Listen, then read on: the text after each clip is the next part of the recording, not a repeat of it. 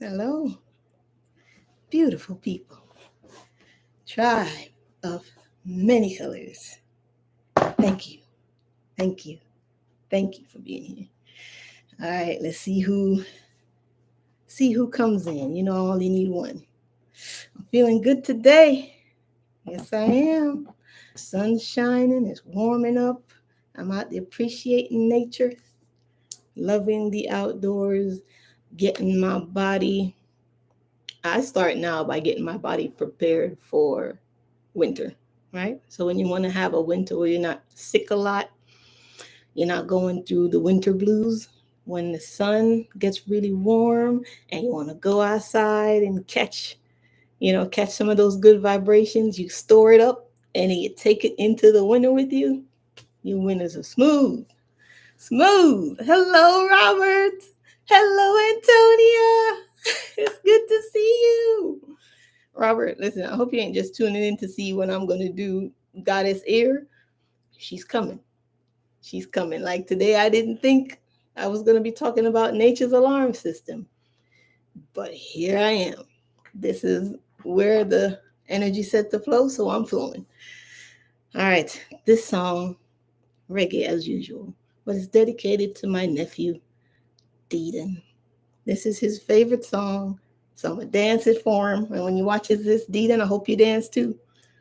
Because guess what? I'm still not taking you to First Friday. Hey girl, You might as well dance. hey girl.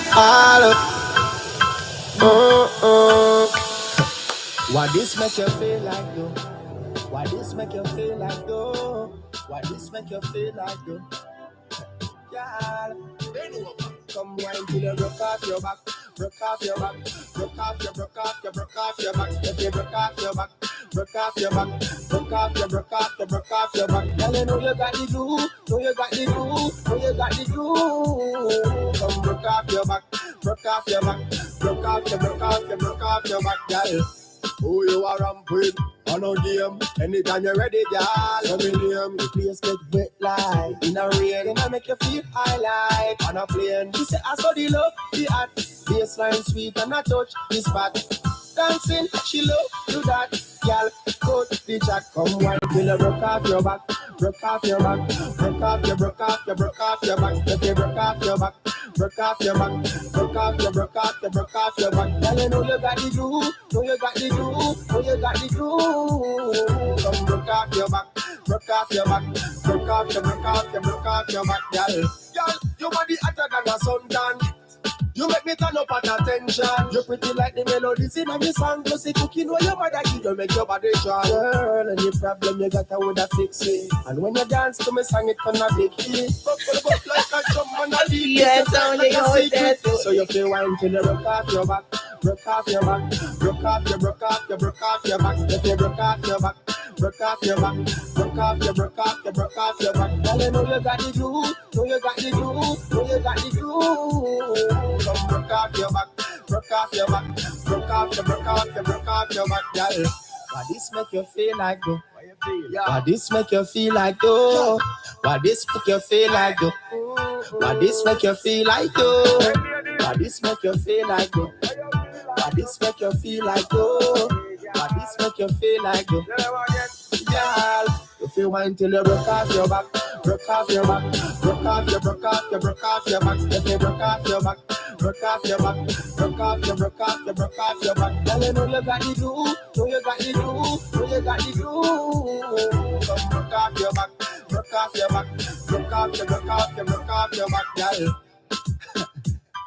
Yeah, ladies, I'm here. Hey, Starling. Playing this song for your son. Yes, for me girl them. Play up for me girl them. Yeah. Nice. Hey, Starling, Robert, Antonia. I love you guys. I want to do one more. I'm feeling good today. I don't know what I want to play yet. Maybe a little bit of soca. Let's see if I can find something.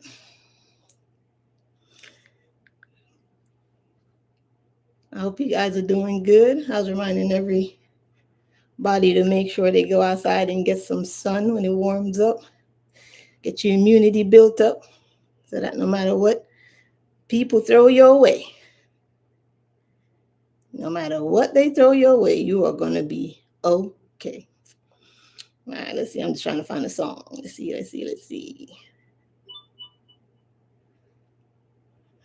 See if I can find something. Keep coming in. Today we're going to talk about the animals. Okay, there's a lot of disasters going all around. Okay, I was guided to come and talk about nature's alarm system. All right, I can't find this song, so it's probably going to have to wait till later.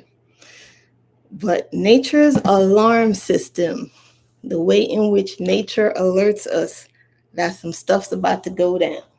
Okay, I was watching some of the videos, and the first thing I started noticing in a lot of the videos, especially from this most recent earthquake, was the movement of the birds. I noticed these things, and the way those birds were moving in the sky before and during that earthquake, they were giving people alerts, right? But if you don't understand how to read nature, you won't understand what nature's trying to tell you. And I think it's important to understand that language, right? Because you're a natural being living on earth. You want to make sure that when the earth is talking, when she's going through her changes, when she's trying to balance things, you want to make sure that you're in communication and understanding of Mother Nature. So you can get a heads up. She wouldn't do us dirty like that and just wreck everything. She's always going to send her signals out. She's always going to send her messengers out. That's why you're going to see a lot of people starting to create channels where they're talking about natural things, getting back to nature, being one with nature again. A lot of these oracles, a lot of these wise ones, they're all going to start coming back to talk about nature, planting, herbs, medicines, everything that nature has to offer, because when we get back to nature that way, balance is restored and she doesn't need to shake anything up, right? At least not too bad. All right, so this is, come on in, settle in, and let's learn a little bit on how to read the signs in nature. All right, this is from a website called sciencesensei.com.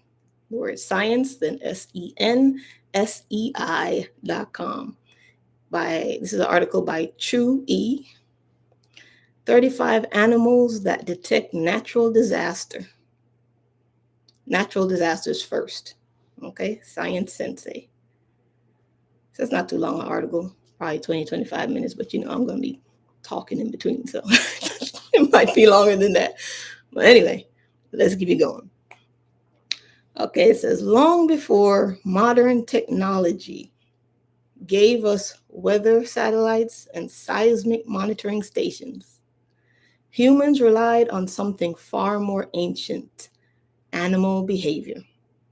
Throughout history, people have noticed that animals often act strangely before earthquakes rumble, tsunamis crash ashore, or storms unleash their fury. This list explores 35 remarkable animals whose instincts and biological adaptations make them nature's most reliable disaster predictors. Number 1 on the list, what do you think it is? What do you think the first animal is that they listed on here? Take a guess. Take a guess. I'll see if you want to take a guess.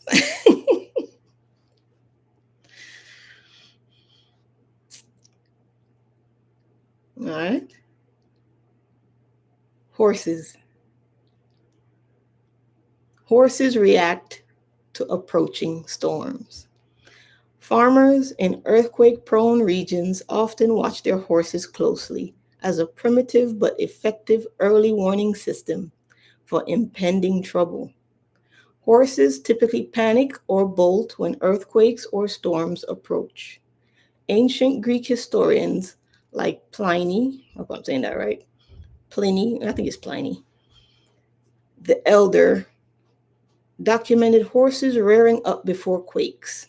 These large animals possess extremely sensitive hoofs that pick up subtle ground vibrations. Their ears also detect low frequency sounds traveling through the air from distant disturbances. So that means a horse can hear the thunder before you even pick it up. All right, next on the list, cows. Cows show distinct behavioral changes before volcanic eruptions or earthquakes. Farmers near Mount St. Helens in 1980 observed their cattle mooing loudly and moving erratically before the famous eruption. These large livestock animals can sense slight air pressure shifts or minor tremors that precede major events. Their herd mentality makes these reactions more visible to humans.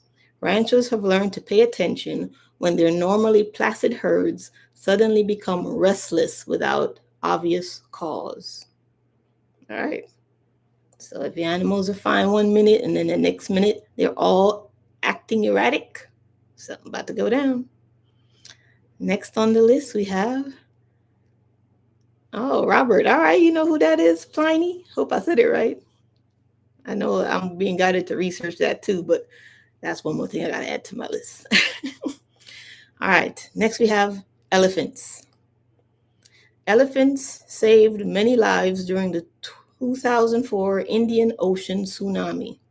Several working elephants in Thailand broke free from their chains and fled uphill, carrying tourists to safety before the waves arrived.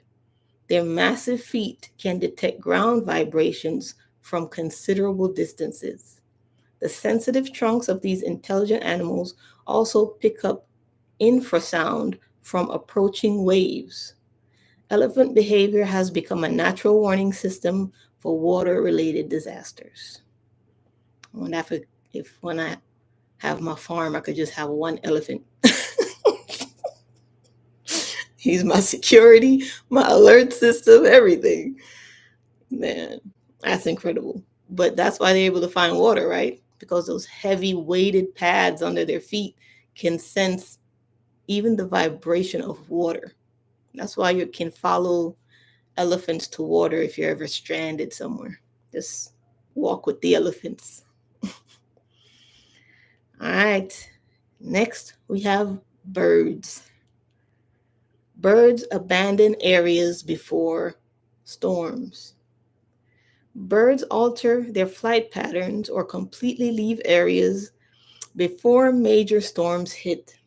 Bird watchers noted mass exoduses of coastal birds days before Hurricane Katrina made landfall in 2005. The lightweight bodies of these aerial creatures easily detect barometric pressure drops. They also sense wind pattern shifts that signal approaching severe weather. Weather researchers sometimes study bird behavior to predict storms in regions with limited technology. I always watch the birds. And even if you're not where nature is and you're in a crowded city, I know you at least got one pigeon that'll sit on a wire. You become friends with that pigeon, okay? Because that pigeon, the lone one or two or five in a big city, they don't hang around these cities because they have to. Think about this. Wouldn't it be easier for them to just fly to where there's abundance of food and nature? And these are animals who keenly follow their instinct. So I asked my guys once, I'm like, they can fly off and be with the other birds right back in nature. I said, why are they here? Digging through the trash, hanging out in the city. There's not much to do, there's not much to eat. You know, my guides told me? They said they are the spirits that stay behind, that just in case nature sends you a warning, they volunteered to be the ones to tell you.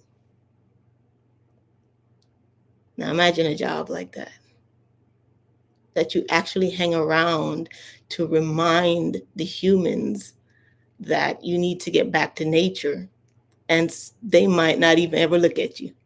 Imagine that job. So just know, even if you have no trees, no rivers, no lakes, no nothing, there is something there connected to nature that is hanging around just in case you ever decide to look up. Okay? Just in case. What I got here? Hey, Julie Bob. Good to see you. Caught the live. All right. Next on the list, chickens. Chickens show seismic awareness. Chickens will stop laying eggs or cluck unusually before earthquakes occur.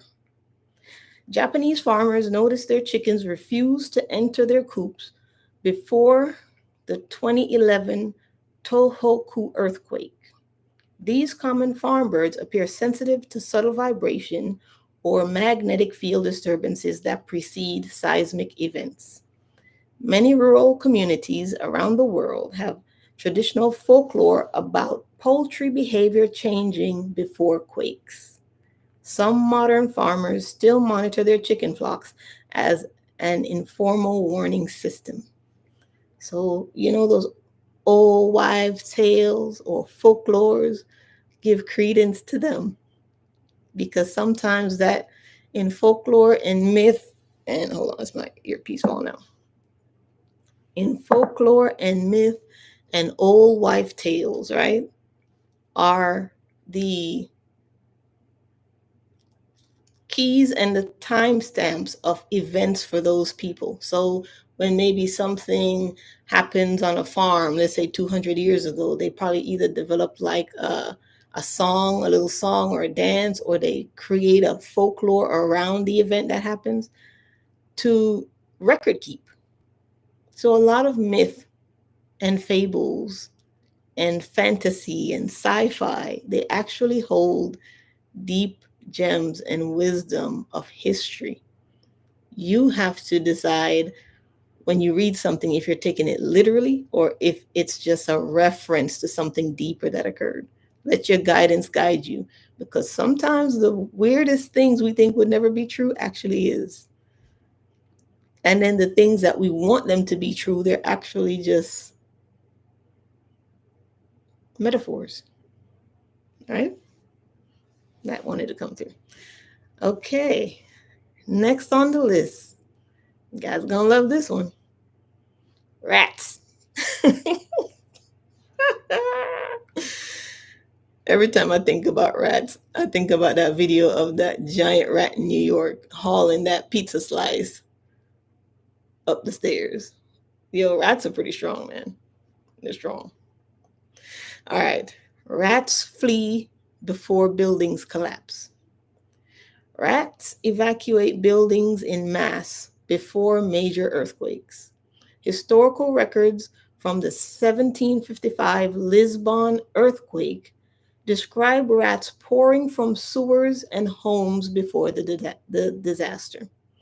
Their small size and sensitive whiskers make them especially good at detecting micro vibrations in structures. These rodents have excellent survival instincts honed through centuries of living alongside humans. European disaster chronicles frequently, okay, I'm reading that all wrong. Hold on. European disaster chronicles frequently mention rat behavior as a precursor to catastrophic events. So think about that.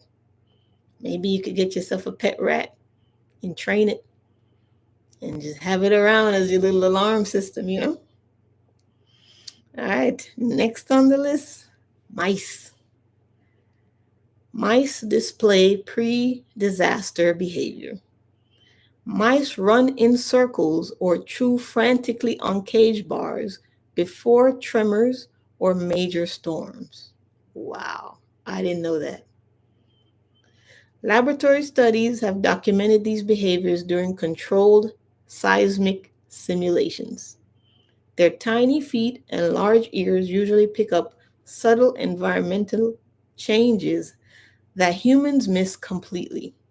Many homeowners have reported mice abandoning their nests or acting strangely days before severe weather events. These small rodents rely on their acute senses for survival in dangerous situations. So I imagine it might be the same too if you have like a hamster. Maybe a hamster kind of goes crazy. It says they run in circles or chew frantically on the cage bars. So keep that in mind. Next on the list, and one of my favorite to pay attention to in nature, ants. Ants relocate before heavy rains. Ants move their entire colonies before heavy rains or earthquakes threaten their homes. Observers noted ants marching away from underground nests before the 1995 Kobe earthquake in Japan. These tiny insects detect humidity changes, air pressure shifts, or ground vibrations with remarkable precision. Their organized evacuation behavior sometimes starts days before a disaster strikes. And I've walked a lot of trails: California, Arizona, Florida, and every trail I've ever walked, you can see the ants, and I can watch and know whether or not it's going to rain or whether they're preparing for rain. Because also, when heavy rains are coming, not only do they migrate, but they might start to pack the dirt in to create a smaller entrance. So if you ever see an ant mound and you see them picking up bigger stones and trying to almost like to weigh down the dirt, they'll pick up bigger stones than the kind of fine stones they typically have.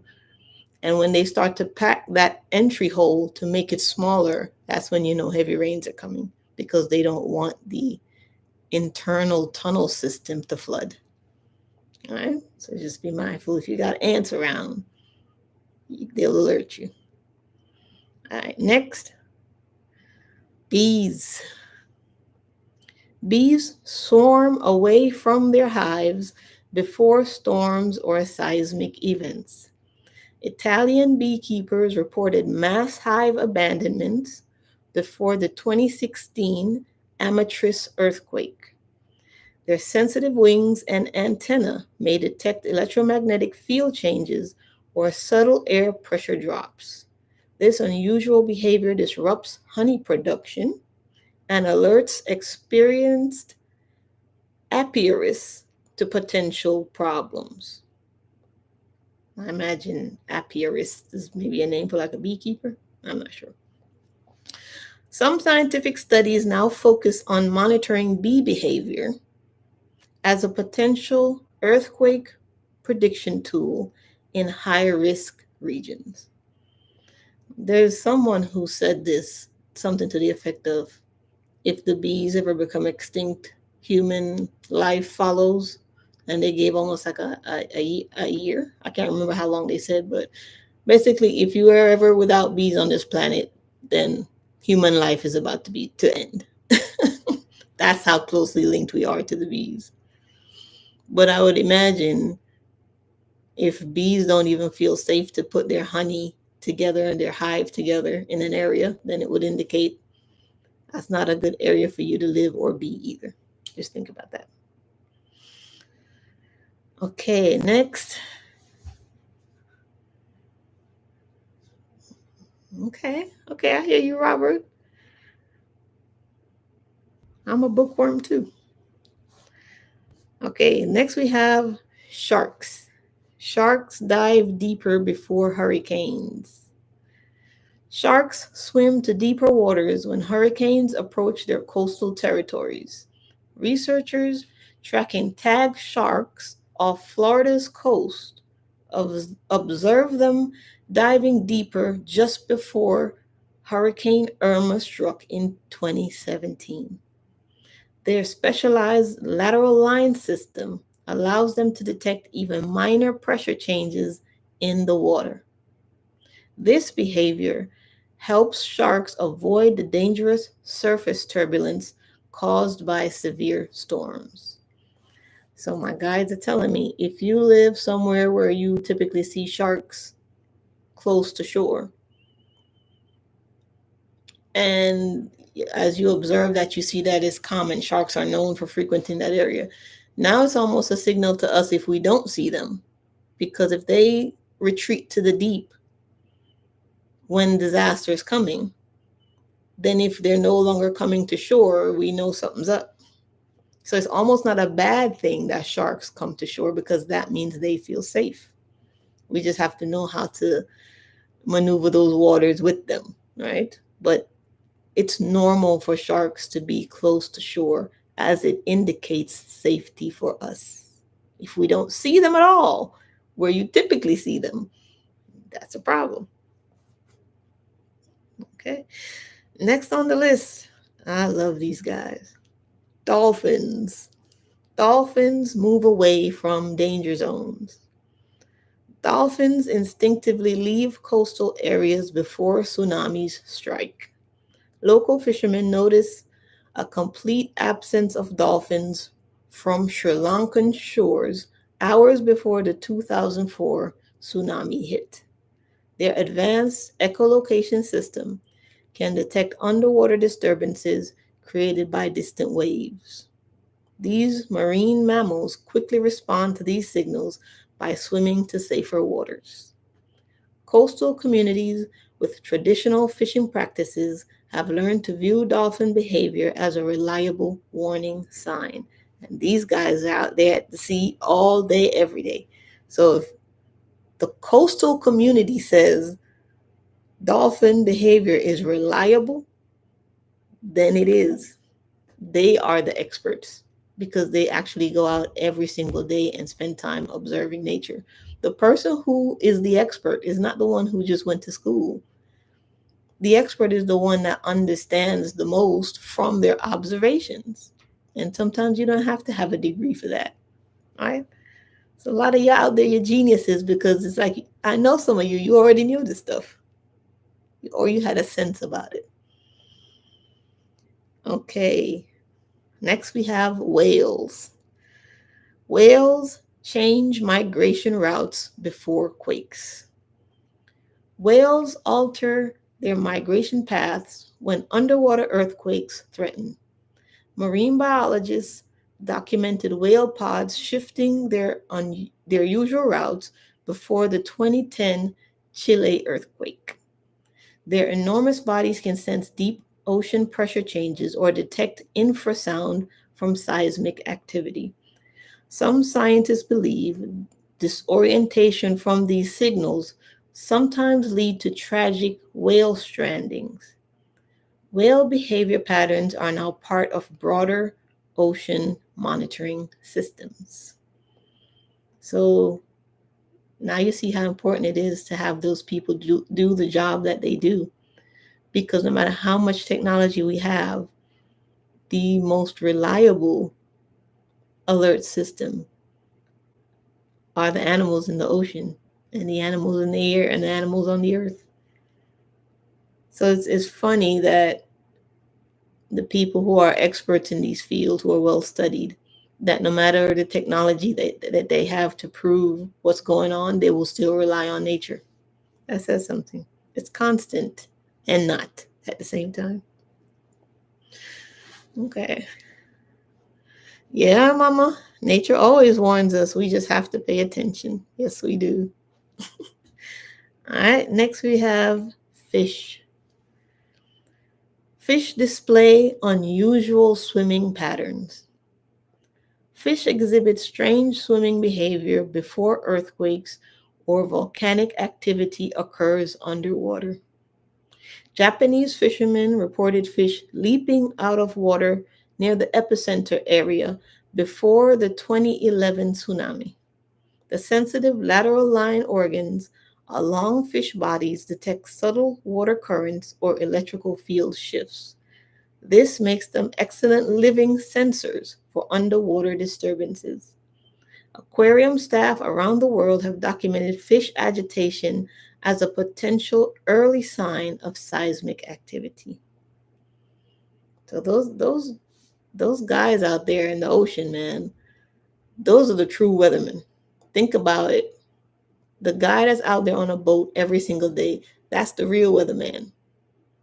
Because, man, the amount of wisdom they have from observing. Okay, next, catfish. Catfish react to electrical field changes. So catfish become unusually active before earthquakes hit. Japanese folklore has long associated the namazu, which is catfish, with earthquake prediction based on observations of their thrashing behavior. Their sensitive barbels detect minute electrical changes in water that precede seismic events. This connection between catfish and earthquakes appear in ancient Japanese art and literature. Some modern laboratories in Tokyo actually maintain catfish tanks as supplementary seismic monitoring systems. Isn't that something? They got a tank full of catfish to validate what they pick up on their um, electrical sensors. Next, we have snakes. If you didn't see my short, I got a nice picture, a nice video of a snake I saw on a trail today. It was just a little racer. Snake is not venomous. Snakes emerge during unusual times. Snakes crawl out from hibernation or flee their burrows before seismic events. During China's 1975 Haicheng earthquake, snakes emerged from underground in winter despite freezing temperatures. Their bodies remain highly sensitive to ground vibrations and subtle temperature shifts that signal danger. Chinese villagers who witnessed this unusual behavior evacuated their homes, saving thousands of lives. Herpetologists continue studying this phenomenon to understand the mechanisms behind snake responses. It makes sense to me. They're low to the ground, they feel in everything. Because imagine all your senses, everything you have now, that if you were a snake, all your senses can be highly increased off your stomach. Now, all of your ability to detect, discern, decipher, that's all on your stomach. I imagine maybe the longer the snake, the more information it can gather. That's why it goes through lengthening slowly, because it allows it to learn how to pick up different vibrations. And the longer the snake, it's almost like the wiser the snake. The length is based on wisdom, if that makes sense. Antonio, Antonio was scared of that little video. I laughed so hard, Antonio. Hey, Mary Jo. I love it that you're here. It's good to see you. All right, frogs. Frogs croak excessively before earthquakes. Frogs increase their croaking or migrate en masse before earthquakes or heavy rains. Witnesses reported frogs swarming roads near the epicenter before the 2008 Sichuan earthquake in China. Their permeable skin acts as a sensitive detector for humidity and atmospheric pressure changes. This triggers instinctive movement away from danger zones before disasters strike. Herpetologists have documented these mass migrations for scientific study in earthquake prone regions. So, what came to mind with this from the guides? They showed me the image of your garden. They said, don't try to get all the pests away from your garden, because they are important in what you want to grow. So if you're using anything that starts to deplete the amount of earthworms you see, you might even see roaches in your soil. That's normal. Roaches are actually a big part of the soil being rich. They're actually supposed to be outside turning the soil, but when they end up in your house, they're a problem. But before they're in your house, the roach's job is to enrich the soil. Okay. So if you're using anything on your garden that's killing bugs, it's going to ruin your soil because the life cycle of the bugs in that dirt is what makes it rich. So that's what my guys pull through with talking about that. All right. Next, lizards. Lizards quickly scatter or freeze when tremors approach. Eyewitnesses in Turkey describe lizards fleeing from walls and trees before the 1999 Izmit earthquake. Their specialized feet and tails function as sensitive vibration detectors on any surface. This gives them advance warning of ground disturbances that humans cannot detect.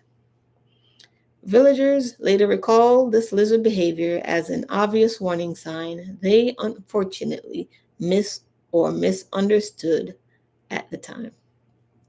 And I know this to be true because my mom has a lovely little lanai that's covered. And whenever there's snakes out there, all the lizards jump on the mesh, right? So we don't have to see the snake because we understand the behavior of the lizard. And when they're all on that mesh, then something's lurking around and they're all looking for safety. So sometimes you don't need to see the fire, you just need to see the smoke. That's true, Antonia. And then she's afraid of them too. That's what's funny. All right. Next, we have, yes, cockroaches. The most ancient of nature's creation is the cockroach. Yo, this cockroaches are old. You see, that's how we think about dinosaurs and these kind of, prehistoric animals. For as far back as you could think, and for as far back as they've discovered anything, I guarantee you there was a cockroach there. They are ancient. And they're strong enough to withstand nuclear disaster. Yeah. Cockroaches flee their hiding spots before earthquakes strike. San Francisco residents reported cockroaches swarming the streets before the 1989 Loma Prieta earthquake. Their antennae and legs detect even minor vibrations of air pressure changes that precede disasters. This unusual visibility of normally hidden insects can spook urban dwellers into awareness. That's what I was talking about with the pigeon. The animals are there even when they scare us and frighten us. They're always showing up to bring awareness, especially if it's one that you really fear. For as many times as you see something that you don't like or it scares you, that's how many times the universe is trying to get your awareness.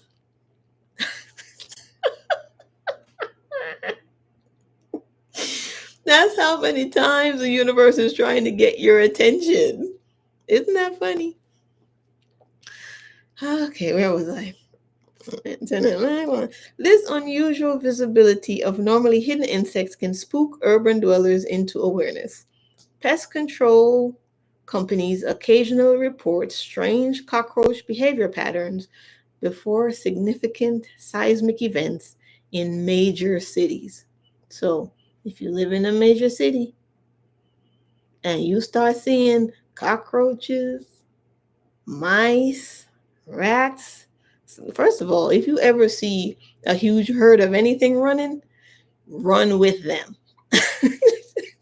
I'm serious. Don't be scared and run away from them. If you ever see a bunch of things that never hang out together, all of a sudden they all hanging out together and going in the same direction, you move your ass in that direction too. I'm telling you, go with them. Even the ones you don't like, run with them. They're trying to tell you something. All right. And it's the same way with people. Okay, this is coming in. When you start to see groups of people who wouldn't hang together, start hanging together. I'm talking about extreme views. When you start to see the extreme view belief people start hanging together and finding common ground, some stuff's about to shake up.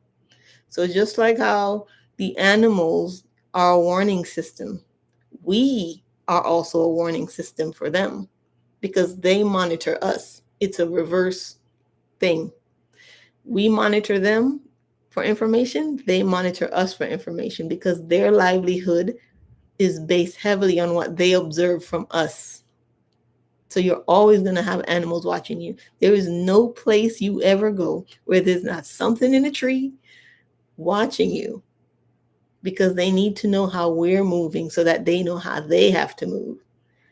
And just like how their movements and patterns can indicate something, so does ours.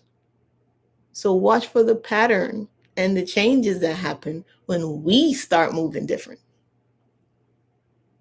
All right? Because that means there's a big shakeup coming when we start moving differently with each other. When those of us who would never typically group up start finding common ground. Okay? That's big movement. That's big movement. Okay. Next we have, probably some of you don't like these ones, spiders.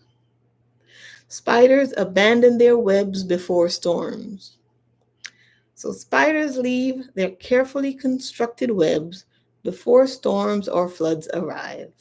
Locals in Mozambique noticed spiders vacating trees days before Cyclone Idai struck, or I think it's Idai. Before Cyclone Idai struck in 2019. Their webs function as sensitive instruments that detect wind and pressure shifts in the atmosphere. This behavior helps conserve energy for rebuilding after the disaster passes. Wow. Okay. Arachnologists study this phenomena to understand how these small creatures process complex environmental signals so effectively.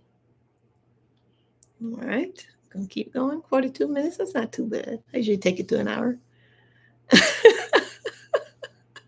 Antonia said that the critters in Jamaica are different.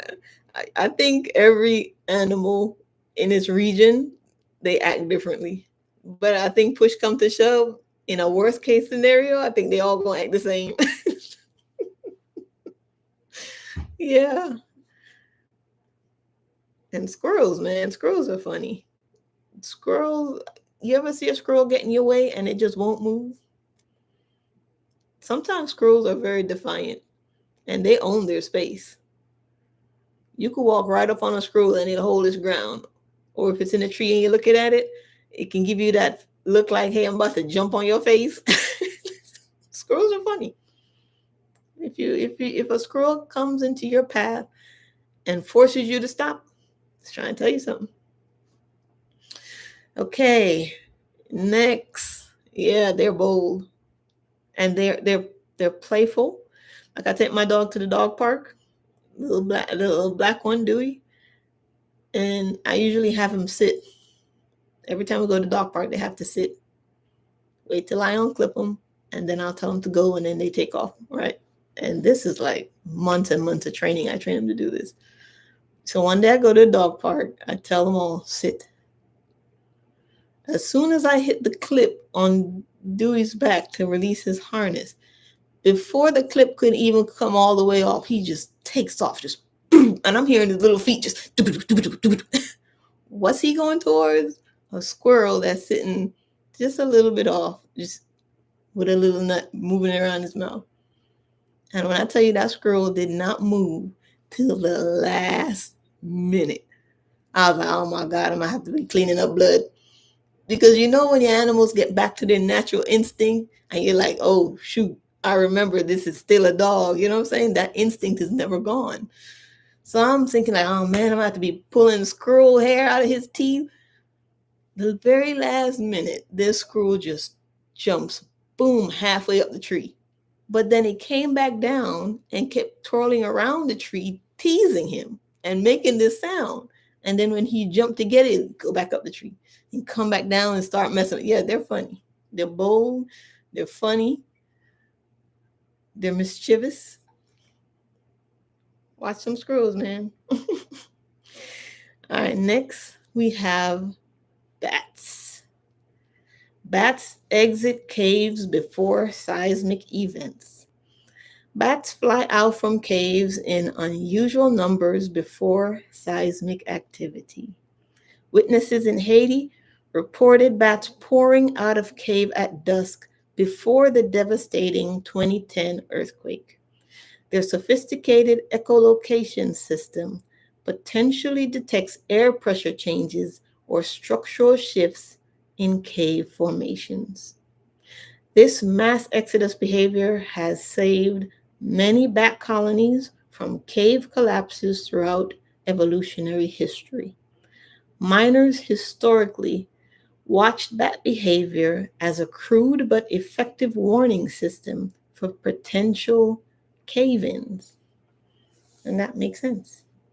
If you're out there in a cave and even the bat dwellers don't want to stay, you probably should leave. Just say. All right, let me make sure. See how much I got left. I know I might not do all of it today. It's going on pretty long.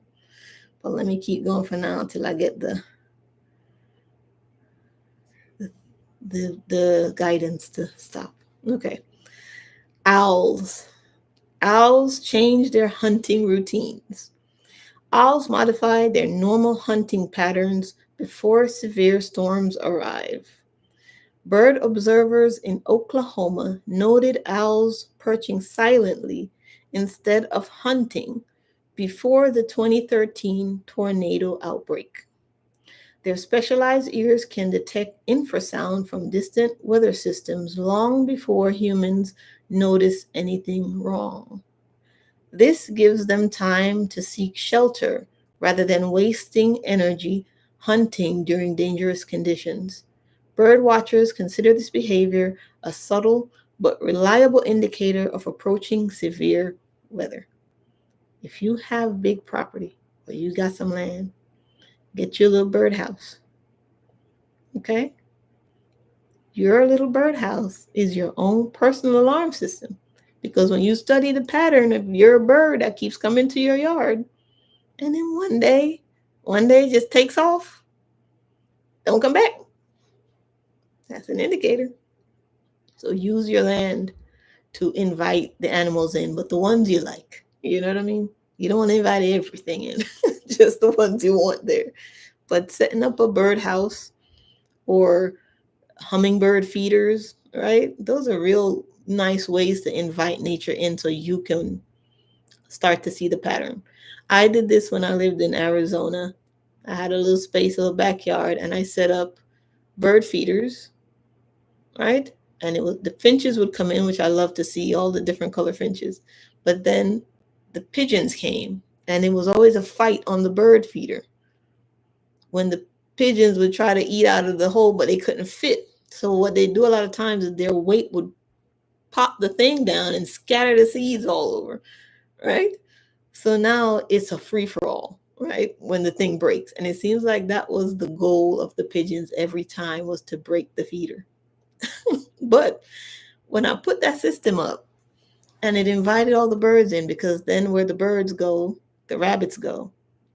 So now I had the finches, the pigeons, the rabbits, the quails, everything came when the birds came. But then it also brought the predators. So now we're getting hawks. Now we're getting eagles. But it showed me a pattern, was that it was always noisy with birds, but the minute all the birds are quiet and every one of them fly off, something's up.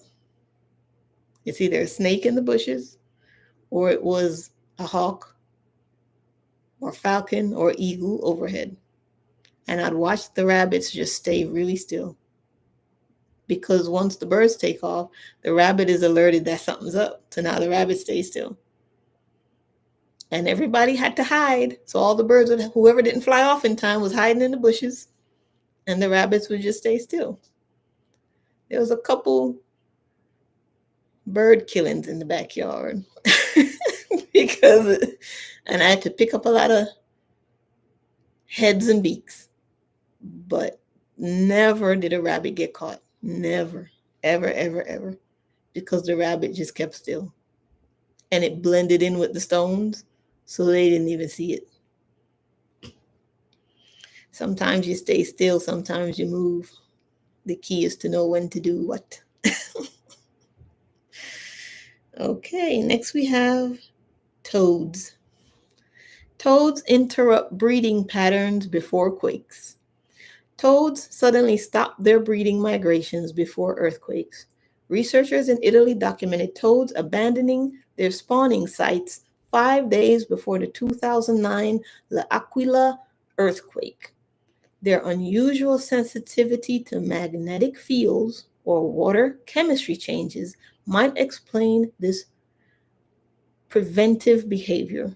Local residents who had witnessed the annual toad migration for generations noticed the strange interruption. Scientists now monitor some toad populations as potential biological earthquake indicators. All right, next, we have what we talked about before, pigeons. Pigeons sometimes refuse to leave their coops before earthquakes strike. Keepers before the catastrophic 1908 Messina earthquake reported their homing pigeons stubbornly staying grounded. Their remarkable magnetic sense potentially detects geomagnetic anomalies that often precede seismic events. This unusual grounding behavior confused pigeon keepers until the disaster explained everything. Some research programs now monitor pigeon behavior as part of experimental earthquake prediction systems. So, I'm here in the US. If they start cutting jobs to these things, remember they use nature in combination with the technology. They don't solely rely on the technology, they also watch the animals. So if they start cutting jobs to the people who watch the animals and who gather this data, we better make sure we can do that. Okay? So even unofficially, if that's not what you do, but you go out on your boats, and there's a lot of people who own boats and go fishing and stuff like that, that you might be out there just fishing, but you're also it's almost like a first responder before any energy almost comes inland. The fishermen, the boatmen, they are probably going to start sharing a lot more of what they're seeing out there in nature. And if you come across that stuff, you like that stuff, boating, fishing, look for the person who also reports on the weather, reports on the animal behavior, because that person is actual first responder for us. All right, next we have dogs. Dogs can sense earthquakes. Dogs often bark or become agitated hours before earthquakes strike. During the 1975 Haicheng earthquake in China, numerous dogs howled and ran in circles well before the tremor hit. Their sensitive ears can detect infrasound waves that humans cannot perceive. Pet owners worldwide have reported this behavior, which has sometimes provided enough warning for people to evacuate safely. Many families owe their lives to their canine companions who sensed danger first. I'll tell you a story of when my dog Doo saved me from having my truck towed. Now, Dewey is a natural barker. He loves to bark for every little thing. That's just him. I'm learning to accept it. But there's this one night I'm sitting down and we chilling and he starts barking, just barking. And I'm like, what are you barking for? The go-to when he doesn't listen is to put him outside. Okay? let him get a little time out and break, and then he come back in and be with the rest of us. So he's barking, gruff and barking, and I'm trying to be patient. Stop it, Dewey. Go to your bed, Dewey. Leave it alone, Dewey. He wouldn't stop. So I'm like, all right, you're going outside. He looked me right in my eye and gruffed again. I was like, all right, that's it. Get out. So I'm putting him out. When I go to put him out, there's a tow truck getting ready to hook up my truck. And I'm like, what the? So I run downstairs. Turns out it was a misunderstanding. He's saying he read the wrong VIN number. But had I not thrown him outside, I would have woke up to no vehicle. So it's like he alerted me to something by getting himself in trouble for it. You know what I'm saying? Those are not coincidences. Same thing if you have an animal that keeps coming around your house, or some bug maybe you have inside and you're going to throw it out. Everything, every interaction we have with them is for a reason. And if you don't know, just ask the universe, hey, what was the reason for this encounter? Then watch what happens. All right. Next, we have geese. Geese often honk excessively and migrate earlier than usual before blizzards or floods. Farmers noticed geese flying inland days before the massive 2011 Missouri River floods. Their natural sensitivity to wind patterns and air pressure guides these premature migrations away from danger. This behavior evolved as a survival mechanism over thousands of generations. Midwestern farmers with generational knowledge often watch goose behavior as an informal weather prediction system. All right, next we have deer. Deer run to higher elevations before tsunamis. Deer instinctively flee to higher ground before tsunamis strike coastal areas. Rangers at Sri Lanka's Yala National Park witnessed deer running uphill before the 2004 tsunami waves arrived. Their acute hearing and smell detect distant water movements or wind changes that signal approaching danger. This behavior saved countless deer, while many humans remained unaware of the threat. All right, next we have mountain goats. Mountain goats move to higher elevations before avalanches or earthquakes threaten their habitat. Sherpa guides in Nepal observe goats climbing unusually high before a major avalanche in 2014. Their specialized hoofs sense ground instability or subtle vibrations that humans cannot detect.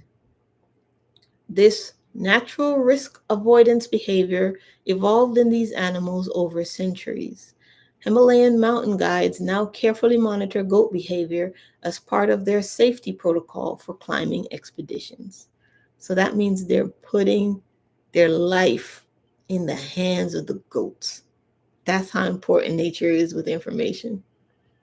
If he watched those goats and said, I trust that I can climb this mountain without threat of an avalanche, and you're going to put your whole life on a goat, then that must mean these animals are on point. Their information is valid. All right. Next, we have flamingos. Flamingos at Point Calamere Sanctuary in India mysteriously left their usual feeding grounds 2 days before the 2004 tsunami struck. Scientists believe these distinctive birds sensed approaching danger through infrasound or subtle tidal changes. Their long legs might have helped them detect water disturbances from great distances. Many observers later realized this mass departure represented a critical warning sign that went unheeded by local authorities and residents alike. So, who would have thought the flamingo developed long legs to be able to save its own life? And I think flamingos are ancient too. It's like in my mind's eye when I go back to. Sometimes I can do that. I can close my eyes and imagine Earth, like time spins back, spins back, spins back, and I can see the landscape of what things looked like before humans populated so much of the Earth. And flamingos have been around for a long time. So this long leg distinction, it's almost like it was what they even needed way back then too, because flooding was way back in time. Floods occurred more frequently because the waters were shifting a lot to because okay, because the animals were so big and they grazed so much, the land would have to spill water to different areas to grow the flowers, to grow the grass, so that these animals would migrate because they ate a lot of vegetation. So when huge animals graze, now if you go back and you believe in like dinosaurs and huge elephants and mammoths and stuff like that, so follow me with those animals. When they graze that much on the land, there's a greater need for water and water tributaries to move to create more feed for them. So way back in time, there were always a lot of rains and a lot of floods because the universe, the world, the ecosystem was trying to maintain their size because it has to replenish more and more and more because they eat so much. And it's like my guides are saying, what created the disaster was nature's inability to provide as much as they needed to survive. So it's almost like the instinctive call went out for things to start to get smaller, for them to accept the codes that would alter their body and evolve them for the next shift, because the earth couldn't sustain that mass and provide for it, because nature doesn't ever want us to die. Nature's always going to provide for us and give us what we need. Okay? That's why it's so important to replenish the earth, because we're helping her out. So that it's important. It's a part of our survival to help nature out, because if we don't, things get thrown out of balance. Right? So nature's always going to pulse a code to you that's going to alert you to how you need to evolve for the next change. Okay? Need to say that for some reason. All right, next we have my beautiful spirit animal, wolves. Wolves relocate before wildfires spread. Wolves leave their territories days before wildfires reach their areas. Park rangers noted wolf packs vacating regions near the origin points of the 2018 California wildfires. Their exceptional noses can detect smoke particles or shifting winds from remarkable distances. Their coordinated pack movement makes this response more visible to human observers. Wildlife biologists sometimes use wolf tracking data to help predict wildfire spread patterns in remote wilderness areas. So I'm telling you, when animals group up, that's a big sign from nature. Next, know some of you gonna love this one. You're beautiful, you're cuddly, you're furry cats. Cats frequently flee or hide before earthquakes occur.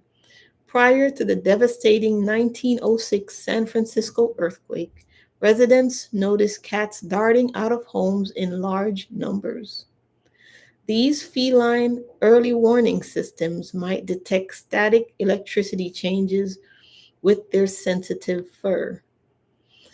Their natural agility also allows them to seek safety quickly when they sense something wrong. Many cat owners have stories about their pets actually acting strangely right before natural disasters struck their areas. All right, how many we got left? All right, not that much. I'll finish up. If it's too much in one sitting, go ahead, dip out, and just catch another replay. But make sure you digest this information, okay, and use it as an opportunity to get back to nature and start observing. Next, we have bears. I don't have bears where I am, but some people do. Some people live out there in the wilderness and hang out with the bears. So let's see what they do. Bears show restlessness before major events. Bears become unusually active before earthquakes or volcanic eruptions. Can't talk today. Bears become unusually active before earthquakes or volcanic eruptions. Alaska park records documented bears roaming strangely before the 2002 Denali earthquake. Their sensitive paws detect ground tremors while their keen noses pick up atmospheric changes. Some hibernating bears have even awakened early when seismic events threaten their dens. Wildlife researchers increasingly include bear behavior in their studies of animal responses to impending natural disasters. So, if you start to see hibernating animals when they should be hibernating, something's about to happen. Something's about to pop off. Nature's about to get tricky. All right, next we have monkeys. Monkeys vocalize loudly and climb trees before tsunamis or earthquakes. Eyewitnesses reported monkeys screeching and ascending trees before the 2004 Andaman tsunami. Their agility and excellent hearing help them detect distant rumbles or approaching waves. This behavior gives them crucial extra minutes to reach safety before disaster strikes. Indigenous tribes in tsunami prone regions traditionally pay close attention to monkey behavior as a natural warning system. All right. All right, no worries, Mary Jo. Just pop back in, and if it's interesting for you, no worries. I appreciate you showing up. Love you. Good to see you. Thanks for the support. All right. Next, we have parrots. Parrots squawk frantically and flap their wings before storms or tremors. Puerto Rican residents describe their pet parrots becoming extremely agitated before Hurricane Maria made landfall in 2017. Their sharp hearing easily detects infrasound or subtle wind shifts that precede severe weather. Many bird owners credit their parrots with providing their first warning about approaching storms. Some emergency management agencies now include pet bird behavior in their disaster awareness materials. And next we have camels. Camels resist movement before sandstorms.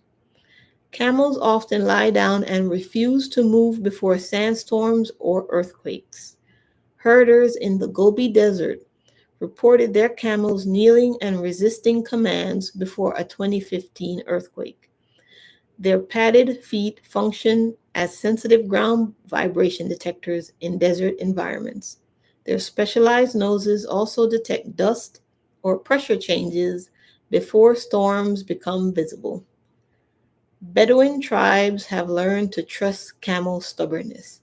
That makes sense because if you think about it, a sandstorm's coming, that's the best way for them to ride it out. Tuck those little feet underneath and maybe tuck that head and just ride out the storm. So it makes sense that they wouldn't move. All right.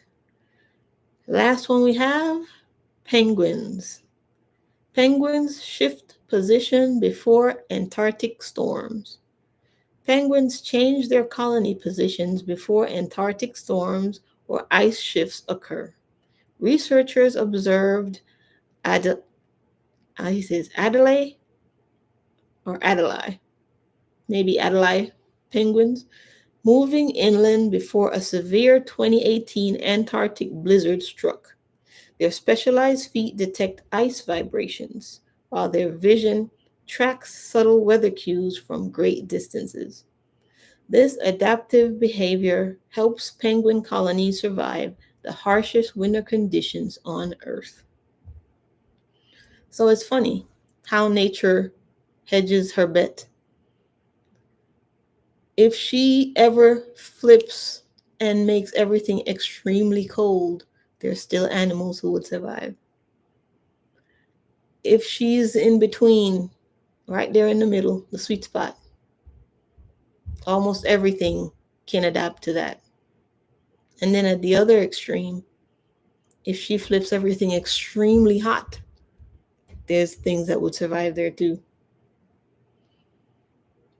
So it's just interesting how she hedges her bet to make sure that life continues to go on. Conclusion.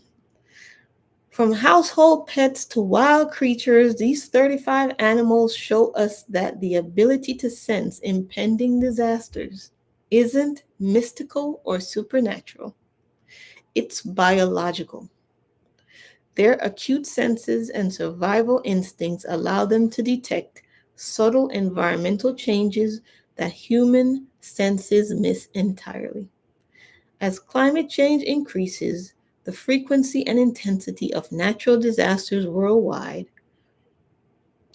As climate change increases the frequency and intensity of natural disasters worldwide, perhaps we should pay closer attention to the behaviors of our animal companions and wild neighbors. That's the end of the article. I'll post it in the description, but that was by Chu E. Chue, and it was called 35 Animals That Detect Natural Disasters First. So that was really good. I enjoyed reading it and I learned some things. I used to hear, like my mom used to tell us old stories, that great grandmother used to believe this and this and this. And the average person might dismiss it, especially if you have family that they have their own ways of storing things that they've seen and stories that kind of come down your family line. If you talk to the elders in your family and they start telling you about, hey, your uncle so and so used to believe that, if you saw this bird before a storm, it was going to be bad. Or so and so would believe that if the cloud patterns look like this, it's a good time to go fishing. If you have those things in your family, that's history that's being passed on to you because there's some truth in it somewhere. If there was no truth in it, it would not have survived time to find its way to you. How do you know something's true when it can survive all the changes in society, all the changes in thinking and belief and behavior and philosophies, and it still finds its way through every possible timeline? That's truth. Only the truth is strong enough to survive that many shifts, that many changes. So if something came down your family line about what someone used to believe, that's a truth that now you need to digest and pull the gems and the benefits from it. You make it your own and then you pass it on. Okay? Or you evolve on it or you add to it. Don't ever take away from it though. You always add to wisdom that was given to you. Always add to it. Some of the changes that we go through to be able to detect disasters ourselves is going to look like things that are initially going to feel like problems. So, for example, if you have something unique about your vision, that it might be something that stresses you out now, you wish you didn't have to deal with it, it's an issue. Your vision might not have been tuned to work ideally in daylight. A lot of us, our visions are going to start adjusting to be able to see at night. So imagine you're about to evolve into the being who could see clearly at night. And your eyes are going to be going through these changes to where natural light now might become very sensitive for you. So now you go through the process of seeing an eye doctor and they're telling you you're going blind or something like that. And they give you these corrective lenses. But underneath it, what's really trying to happen is a physical evolution. We might be able to increase our hearing. We will be able to do that to where we can hear and sense on the level of the cats and all the animals out there that can hear and pick up the deer, the cows, the elephants. Our ears are going to get tuned to that frequency. So you might get a lot of popping, ringing, fullness, high pitched tones, calibration, because you are going to have to be able to hear nature again. But you're also in the environment where electromagnetic static is also high. The TV, the Wi-Fi, the refrigerator. So you're going to hear those things a little louder than normal because your hearing is actually meant to tune into nature. So it's almost like you're going to have to learn to adjust through the noise to get through to hearing what's really out there. The animals had to do it. We're going to have to do it. And it was uncomfortable for them. It's going to be uncomfortable for us. Birds, as the environment got louder, had to tweet louder. So now when you hear birds tweeting, now they tweet very loud. Why do they tweet so loud? Because the sound of traffic got so bad that they had to increase their voice.